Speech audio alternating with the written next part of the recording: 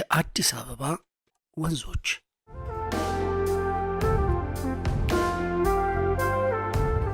በተፈጥሮ ካልተገኙና የሰው ልጅ ከፈጠራቸው ከማይንቀሳቀሱ የስልጣኔ ውጤቶች አንዱ ከተማ ነው። ከተማ የአንድ ሕዝብ ስልጣኔ የሚታይበትና የሚቀላጠፍበት ማዕከል ነው።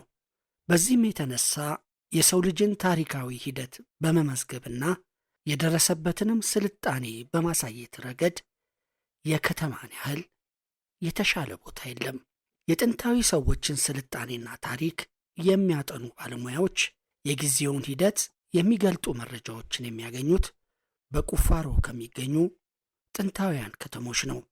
በእነዚህ ጥንታውያን ከተሞች የሰው አኗኗር፣ ታሪክ፣ የመንግሥት አሰራር፣ የንግድና የኢኮኖሚ ሁኔታ፣ ወግና ስርዓት፣ እምነትና ባህል በተሰናሰለና ስርዓት በጠበቀ መንገድ ይገኝባቸዋል።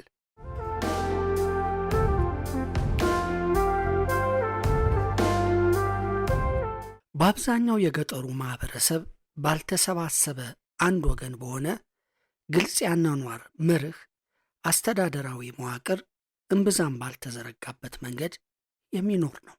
የከተማ ማህበረሰብ ግን በተወሰነ ቦታ ከተለያዩ ማህበረሰብ ተውጣቶ ተተዳደረ ለክዋኔዎች ቦታ ወስኖ ለንግድ፣ ለአምልኮ፣ ለመንግስት አስተዳደር፣ ለመኖሪያ ወዘተ የሚኖር በመሆኑ የስልጣኔ መገለጫዎች በከተሞች የሚገኙትን ያህል በገጠር አናገኛቸውም። አዲስ አበባ ደግሞ በዚህ መንገድ ፍጹም የታደለች ናት።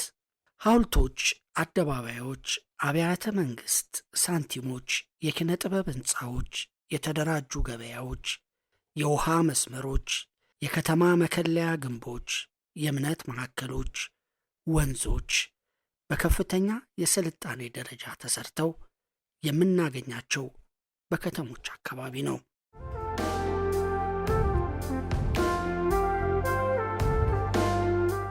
የሰው ልጅ ከተፈጥሮ ምክንያት ትናንትን ይጠይቃል። እንዲሁ ዛሬም ብቻ ዝም ብሎ አይቀበልም። ሰው ትናንትን የማወቅ ከትናንትም የመማር ከትናንት ተምሮም ወደፊት የመንደርደር እምቅ ችሎታና ፍላጎት ስላለው መሬት እየጎረጎረ ዋሻ እየቦረቦረ አለት እየፈለጠ ተራራ እየገለበጠ የቀደሙ ሰዎችን አድራሻ፣ ማንነት፣ ስራቸውን ሲመረምር ይኖራል።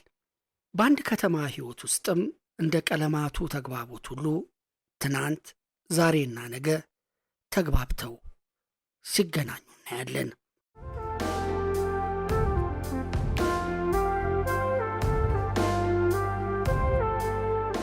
የአዲስ አበባ ወንዞች ትናንትን፣ ዛሬንና ነገን በሚያሳብቅ መልኩ ሕያው ሆኖ የተቀመጡ የከተማ ውበቶች ናቸው። ውሃ ተፈጥሮ ከለገሰችን ሀብቶች አንዱ ሲሆን ለማንኛውም ሕይወት ላለው ነገር ሁሉ የህሉና መሰረት ነው። እንደዚህ ስንል ማንኛውም ውሃ ማለታችን አይደለም። በምድራችን በብዛት ከሚገኙት ነገሮች አንዱ ውሃ ነው። 72 በመቶ የሚሆነው የመሬት ገጽታ በውሃ የተሸፈነ ነው። ከዚህም ውስጥ 97 በመቶ የሚሆነው የሚገኘው በውቅያኖሶች ነው። 2 በመቶ ውሃ በመሬት ዋልታዎች አካባቢና በከፍተኛ ተራራዎች በበረዶ መልክ ይገኛሉ። 1 በመቶ የሚሆነው የውሃ ፍላጎቱን ለማርካት ይጠቀምበታል።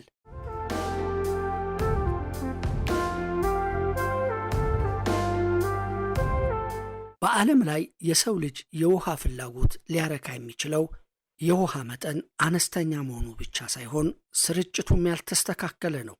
ያለውም ውሃ ቢሆን በየጊዜው እየጨመረ በሚመጣ ከኢንዱስትሪ ከሰዎች በሚወጡ ቆሻሻዎች እየተበከለ ነው። ውሃ በልዩ ልዩ የልማት ዘርፎች ላይ አገልግሎት ይሰጣል። እንደ የኃይል ምንጭ፣ ትራንስፖርት፣ መዝናኛ፣ ቱሪዝም አይነቶቹ ይጠቀሳሉ። ውሃን በኢንዱስትሪ የበለጸጉት ሀገሮች ለልማት በመጠቀም ረገድ ብዙ እርምጃ አሳይተዋል። ዳሩ ግን በእስያ በአፍሪካና በደቡብ አሜሪካ የሚገኙት ታዳጊ ሀገሮች ውሃን ከልማት በመለስ መሰረታዊ ለሆነው የመጠጥና ንጽህና እንኳን በበቂ ለመጠቀም አልቻሉም። በውሃ ተሸካሚነት፣ በውሃ ግንኙነት የሚመጡ በሽታዎች በእነዚህ አህጉር ለሚኖረው ሕዝብ የስቃይና የሞት ምክንያት ነው።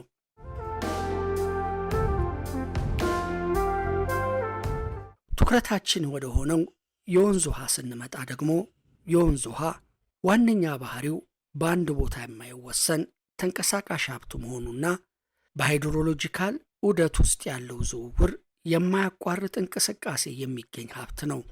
በመሆኑም በአንድ ቦታ ላይ የሚተገበር ድርጊት በውሃው አይነትም ሆነ መጠን በሌላው ላይ ተጽዕኖ ይኖረዋል። ሌላው ደግሞ በፈለጉት ጊዜና ቦታ በፈለጉት መጠንና አይነት በተፈጥሮ እንደ ልብ አለመገኘቱና በአንድ ቦታ ላይ የማይቆይ ተንቀሳቃሽ ሀብትነቱ ነው።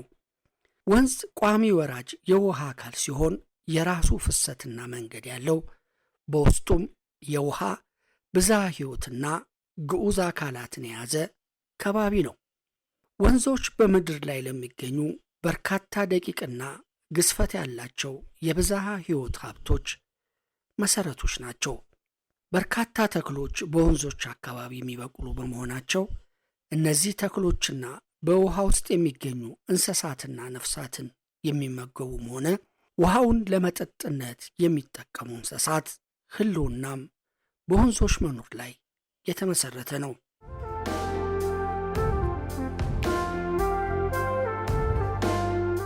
በአዲስ አበባ ከተማ የሚገኙ ወንዞች ያሉበት ሁኔታ፣ ያለባቸው ችግሮች፣ መፍትሄዎች ብዙ ጊዜ በጥናት ባለሙያዎች ሲነሱ ሲወድቁ ቆይተዋል።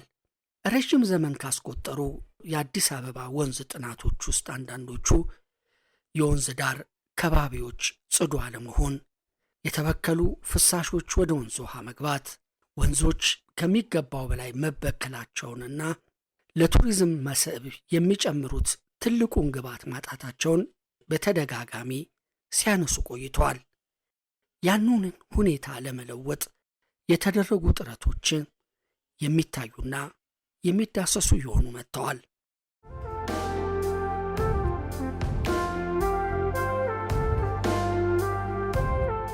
አዲስ አበባ ከ120 ዓመት በላይ በዘለቀ ጉዞዋ በከተማ ዕድሜ ሲሰላ እጅግ ትንሽ ነው ሊባል ይችላል። ከምስረታዋ ጀምሮ ከ1886 ወይም ከ19ኛው ክፍለ ዘመን ከተማዋ የኢትዮጵያ እንዲሁም የአፍሪካ ማኅበራዊና ኢኮኖሚያዊ እምብርት ናት።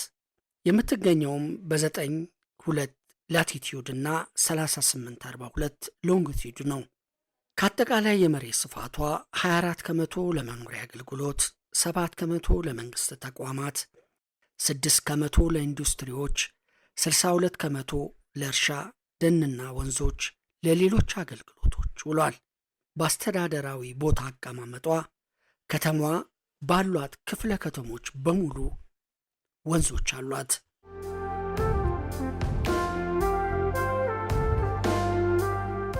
አዲስ አበባ የ5 ትልልቅና አነስተኛ ጅረቶችን ጨምሮ ቁጥራቸው 76 የሚደርሱ ወንዞች ባለቤት ስትሆን ከ4000 ሄክታር በላይ የተፋሰስ አካባቢ አላት። በወንዞቿ የተከፈሉበት መለኪያና ዝርዝራቸው ግን በግልጽ አይታወቅም። የወንዞቹ መነሻ ሰሜን፣ ሰሜን ምዕራብና ሰሜን ምስራቅ ከሆነው የከተማዋ ክፍል ተነስተው ወደ ደቡብ ይፈሳሉ። ከተማዋን የሚያቋርጡ 2 ዋና ዋና የወንዝ ተፋሰሶች አሉ። ትንሹ አቃቂና ትልቁ አቃቂ ይባላሉ። ይህ የወንዝ ስርዓት የአዋሽ ወንዝ ተፋሰስ አካል ነው። የሚፈሰውም ወደ መካከለኛው ምስራቅ ኦሮሚያ ክልልና ወደ አባ ሳሙኤል ሐይቅ ወይም ግድብ፣ በመጨረሻም የአዋሽ ወንዝን ይቀላቀላሉ። አጠቃላይ ተፋሰሱ በሰሜን የእንጦጦ ተራራ ጉብታ፣ በምዕራብ መናገሻ ተራራና ወጨጫ እሳተ ገሞራ የተራራ ሰንሰለት፣ በደቡብ ምዕራብ ፉሪ ተራራ፣ በደቡብ ቢልብሎ እና ጉጂ ተራራ፣ በደቡብ ምስራቅ ጋራ ቡሹ ኮረብታ፣ በምስራቅ የረር የእሳተ ገሞራ ማዕከል ናቸው።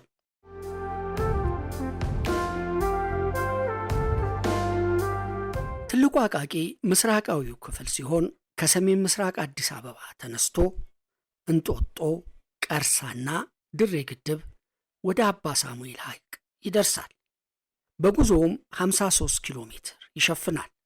በዚህ ወንዝ ዋና ዋና ገባሮች ጨፌ ወይም እንጦጦ፣ ቀጨኔ፣ ቁርጥሜ፣ ባንተ ይቀጡና ቀበና፣ ጣፎ፣ ጣፎና ባዶ ወንዝ፣ በበሻሌ ለገጣፎና ድሬ፣ አቃቂ፣ በሻሌና ገርጅ ወንዝና ትልቁ አቃቂ፣ አቃቂና ትልቁ ቀበና ናቸው። ይህንን ወንዝ በሦስት ከፍለን እንየው። አንድ የላይኛው የወንዙ ክፍል የሚባለው ሰዎች የሚፈጥሩት ችግርና ብክለት በትንሹ የነካው። ሁለተኛው መካከለኛው የወንዝ ክፍል ውሃው የተለየ ይሆናል። ለውጡም የሚመነጨው ከተሜነት በሚያስከትላቸው ለውጦች ምክንያት በተፋሰሱ ዙሪያ ባሉ የኢንዱስትሪ የግብርና ስራዎች ምክንያት ጋር ተያይዞም ይመጣ ነው። ሦስተኛው የታችኛው የወንዙ ክፍል በፍጥነት እያደገ የመጣው የከተማዋ መስፋፋትና ወደፊት የኢንዱስትሪ መናኸሪያ ይሆናል ተብሎ በሚታሰበው አካባቢ የተሞላ ነው። ይህ ስፍራ ለእርሻ አገልግሎት የሚውል ሲሆን በመጨረሻ አባ ሳሙኤልን ይቀላቀለዋል። ትንሹ አቃቂ ደግሞ ምዕራባዊ ክፍል ሲሆን የሚነሳው ከሰሜን ምዕራብ የከተማይቷ ክፍል ከወጨጫ ተራራ ሆኖ 40 ኪሎ ሜትር ያህል ከተጓዘ በኋላ ወደ ሐይቁ ይደርሳል። የዚህ ወንዝ ስርዓት ዋና ገባሮች ሸጎሌ፣ 44፣ ቡልቻ፣ ሳፋሪ፣ መካኒሳ፣ አቃቂ ናቸው።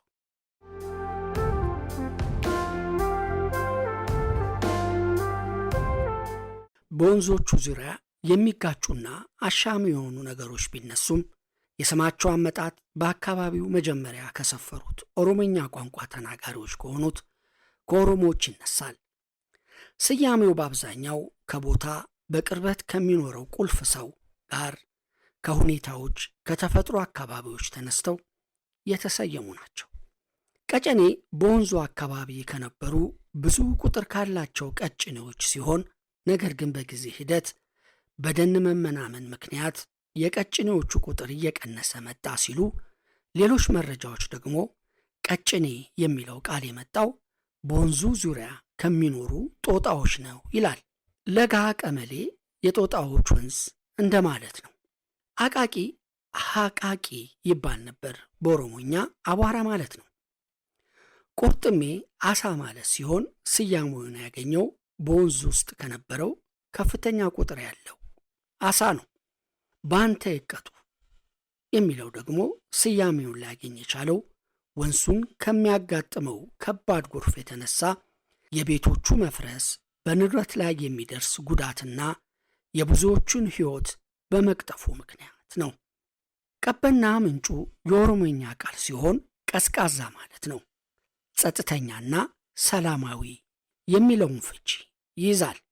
ወንዞቹ ቀደም ብለው ሲሰጡ የነበረው ጥቅም መዛግብቶችና የዕድሜ ባለጸጋዎች እንደሚገልጹት የአዲስ አበባ ወንዞች የጸዱና ህብረተሰቡ ለመዝናኛነት፣ ለመዋኛነት፣ ለገላ መታጠቢያ ከመጠቀም አልፎ የመጠጥ ውሃ ምንጮች ነበር። ከ40ና ከ50 ዓመታት በፊት ሕይወት የነበራቸው ለከተማዋ ሕዝብ የተለያዩ አገልግሎቶችን የሚሰጡ የሕፃናት መቦረቂያ፣ የአራዊት መፈንጫ፣ ለጥምቀት ታቦት የሚያድርባቸውና አሳ የሚሰገርባቸው ነበሩ።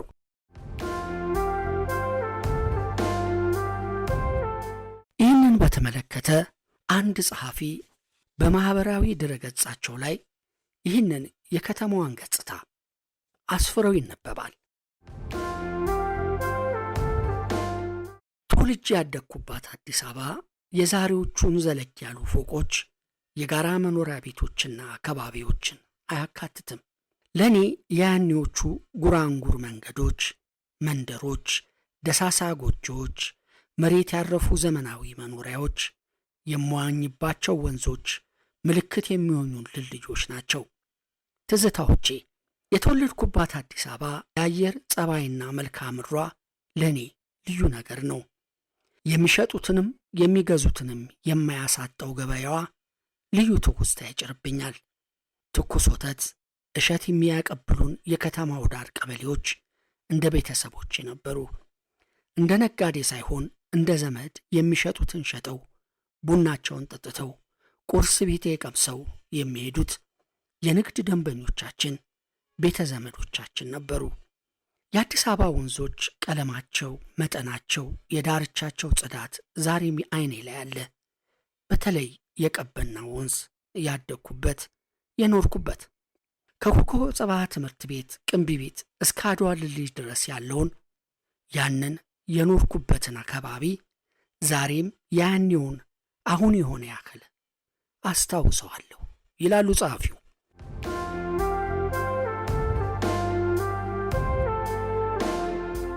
እኛ የጅሩ ሰፈር ልጆች ነን። ጅሩ ሰፈር ቀበና ወንዝ ባልደራስ አካባቢ ያለች መንደር ነች። የልጅነት ሕይወታችን ብዙ ነገር የተመሰረተው በቀበና ወንዝና በዳርቻዎቿ ነበር። በወንዙ ለመዋኛ ምቹ በሆኑት ጆባ፣ ዋጠው በተሰኙ የወንዙ ውስጥ ኩሬዎች ቀስፈናል፣ ሰጥቶ ገብተናል። በዓለቶቹ ላይ ልብሳችንን አንጨፍጭፈናል፣ የመጠጥ ውሃ ቀርተናል። ለመንሸራተት ምቹ በሆኑ ዓለቶች ሸርታቴ ተጫውተናል። ይህኛው ትውስታዬ ሁሌም አይረሳኝም። አንድ ጊዜ ቀበና ወንዝ እኔ፣ ጸጋዬ፣ ፍስሐ፣ አቡሽ ሆነን ለመዋኘት ሄድን። ወሩ መስከረም ነበር። የደፈረሰው የሚጠራበት ወንዞች ከውሃ ፍጥነት ከዓለት ጉልበት ጋብ የሚሉበት ጊዜ ነበር። ወንዙ ውስጡ የወደቀች መርፌ አጎንብሶ ለማንሳት የሚያስችል ጥራት ነበረው ያን ጊዜ። እናም ይህ ወቅት ለመዋኘት ይመረጣል። ሆኖም ምንጊዜም ቢሆን ወላጆቻችን ወንዝ ሄደን መዋኘታችንን አይደግፉም። መዋኘት ከፈለግን አለመዋኘታችንን ማረጋገጥ መቻላችን እርግጠኛ መሆን አለብን። መዋኘታችንን ወላጆቻችን እርግጠኞች የሚሆኑት ወደ ቤት ስንመለስ ነጭ አሻቦ በመምሰላችን ነበር። እኛ ደግሞ መፍትሄ የምናደርገው ባዝሊን ወይም ቅባት ከቤት ቀንሰን በመውሰድ ሰርቀን ከዋኝም በኋላ በመቀባባት ነጫጭባነታችንን ማስወገድ ነው። ነገር ግን ይህም ቢሆን ወላጆቻችንን በቀላሉ የምናታልልበት መንገድ አይደለም። ምክንያቱም ባዝሊን የምንቀባባው በልብስ ያልተሸፈነውን የአካላችንን ክፍል ብቻ ነው። ያንን አውጥተን ወደ ቤት ስንገባ ጥርጣሬ ያደረባቸው ወላጆቻችን ልብሳችንን አስወልቀው አሻቦ ገላችንን ያውታል። በዚህ መጋለጥ መንስኤ የምንቀጣው ቅጣት ዛሬም ትዝ ይለኛል። አንዳንድ የጆሮአችን ውስጥ ስንዋኝ ውሃ ይገባል። በዚያን ጊዜ 2 ጠፍጣፋ ድንጋዮች አንስተን አንዱን ድንጋይ ጆሮአችንን አስጠግተን አንዱን በአንዱ በመደብደብ ውሃው እንዲወጣ እናደርግ ነበር። የአዲስ አበባ ወንዝ ብዙ ትዝታ አለው። ይህ የኔ ብቻ የቀበና ትዝታ ነው። ሌላውም የኔም አይነት ትዝታ እንዳለው እርግጠኛ ነኝ ይላሉ ጸሐፊው።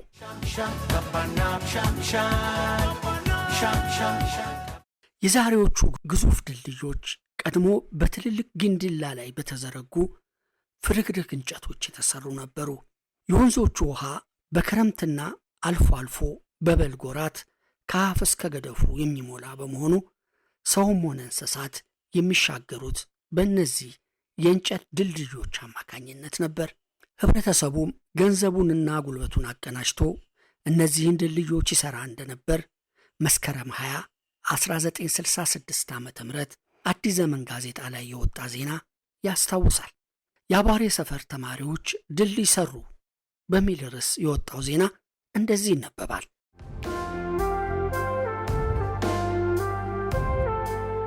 የአባሬ ሰፈር ተማሪዎች ሰፈራቸው በሚገኘው ግንፍሌ ወንዝ ላይ የእንጨት ድልድይ ሰርተው በአገልግሎት ላይ ዋሉ። የድልድዩ ሥራ የፈጀው በግምት 250 ብር ሲሆን የድልድዩ ርዝመት 6 ሜትር ተኩል ሲሆን ከፍታው 3 ሜትር እንደሚሆን ታውቋል ይላል ዜናው። ይህ ድልድይ ወደ ፓርላማ የሚያቀናው የአባሬ ጉልትን ለሁለት የሚከፍለው ወንዝ ነበር።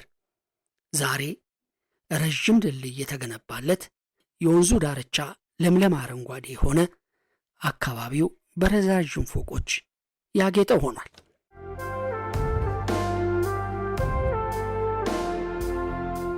የቀበና ወንዝ የጥምቀተ ባህር አገልግሎት እንደሰጠም የጥምቀት በዓል አከባበርን የሚገልጹ ሰነዶች ይጠቁማሉ።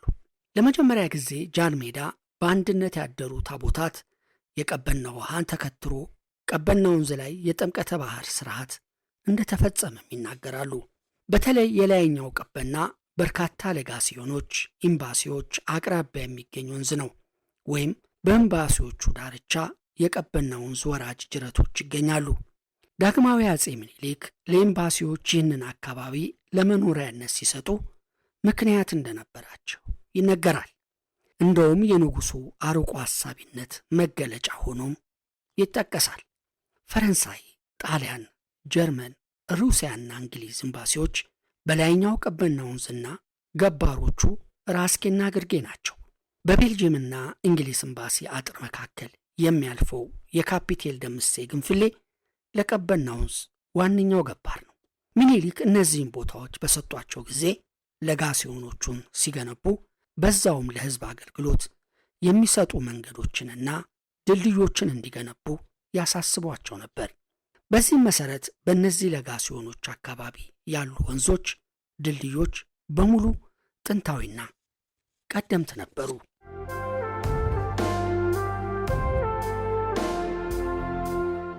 ዛሬ የአዲስ አበባ የወንዝ ዳር ዳርቻዎች በተለይ የትልልቆቹ ወንዝ ዳርቻዎች አረንጓዴ ለምለም በተለያዩ እጽዋት ያሸበረቁ የመዝናኛ ዳርቻ ሆነዋል። ቀደም ባለ ጊዜ ወንዝ ሊያስ የማያስችሉ አካላዊና ውሃዊ ጠቋሚ ባህሪያት ነበሩባቸው።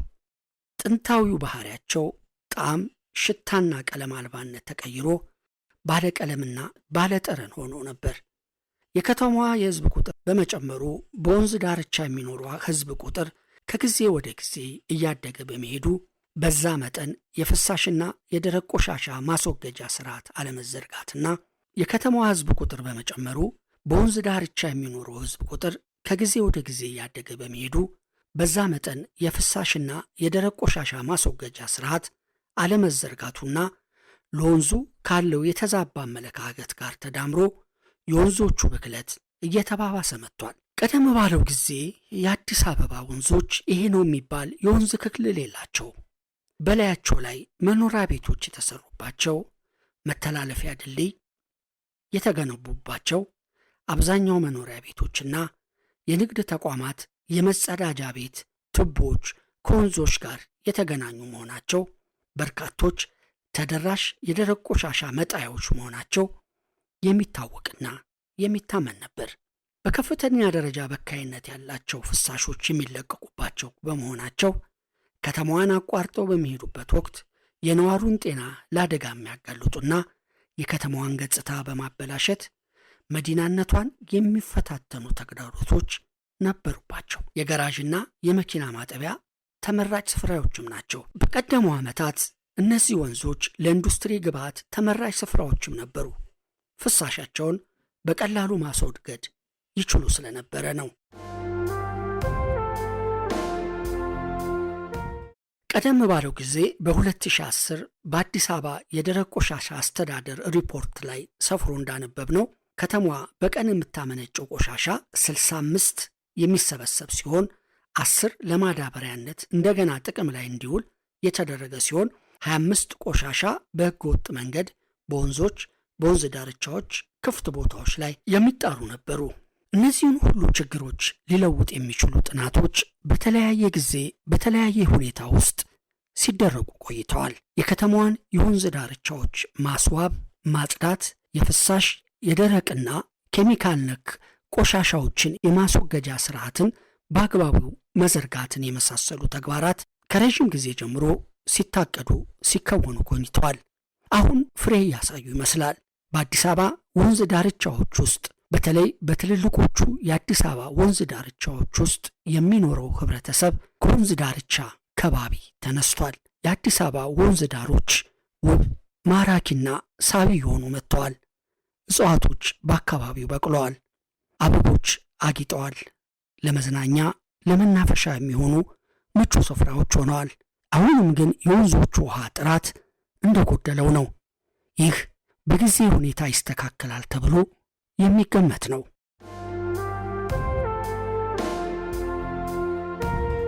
ወንዞቹን ወደ ህልውናቸው የመመለሱ ሂደት እንደቀጠለ ነው። ወንዞቹ የሚለሙት ለተፈጥሮ ተብሎ ብቻ ሳይሆን ለከተማዋ አጠቃላይ ኢኮኖሚያዊ፣ ፖለቲካዊና መንፈሳዊ ጥቅምን ስለሚጨምሩ መሆኑ ሊታመንበት ይገባል።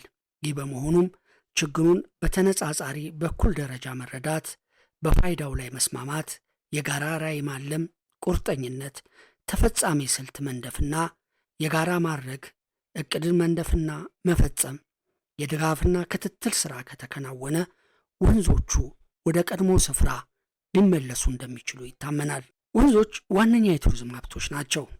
አስደናቂ የሆነ አካባቢ እንዲኖር በማድረግ የመዝናኛዎችን አቅርቦቶችን የሚያመቻቹ፣ እንደ አንድ የመጓጓዣ አማራጭ ማቅረብ የሚችሉ፣ የቅርስና የጀብዱ ስሜት ያጣመሩ፣ አካባቢና ተፈጥሮን የሚያያይዙ አካል ናቸው።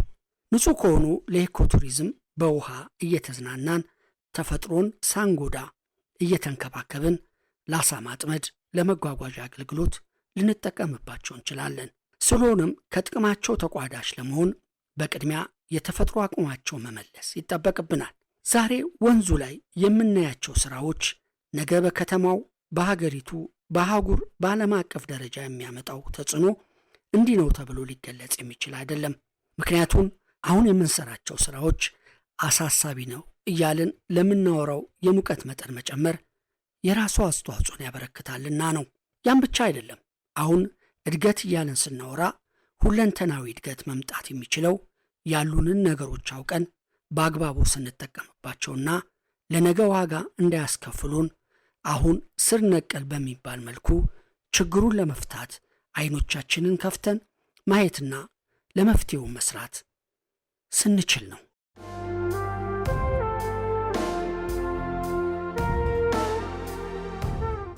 ወንዝ ሕይወት ነው፣ ክብር ነው፣ መሸጋገሪያ ነው ይላሉ ባለሙያዎቹ። የወንዝ ዳርቻ መዝናኛ ነው። ንጹሕ አየር ይገኝበታል። የወፍ ድምፅ ይደመጥበታል። ለምለም እጽዋት ይታዩበታል። የውሃ ድምፅ ይሰማበታል። አራዊቶች ይንቀሳቀሱበታል። እነዚህ የተፈጥሮ ችሮታዎች ከፍ ያለ ቦታ ሆኖ መመልከት አስደሳች ሊሆን ይችላል። ወንዝ ዳር ቁጭ ብሎ ስልጣኔ ቀመስነትን መገምገምም ይቻላል። አብዛኛዎቹ ውብና ማራኪ የሚሰኙት የዓለማችን ከተሞች ይህን ስም ያተረፈላቸው መገለጫዎች ያገኙት ውሃቸውን በመጠበቅ ነው። ሐይቆቻቸውን፣ ወንዞቻቸውን፣ ሰው ሰራሽ ውሃዎቻቸውን ለከተሞቻቸው ማራኪ በሚሆኑ መንገድ አዘጋጅተው በመጠበቅና በመንከባከብ ነው።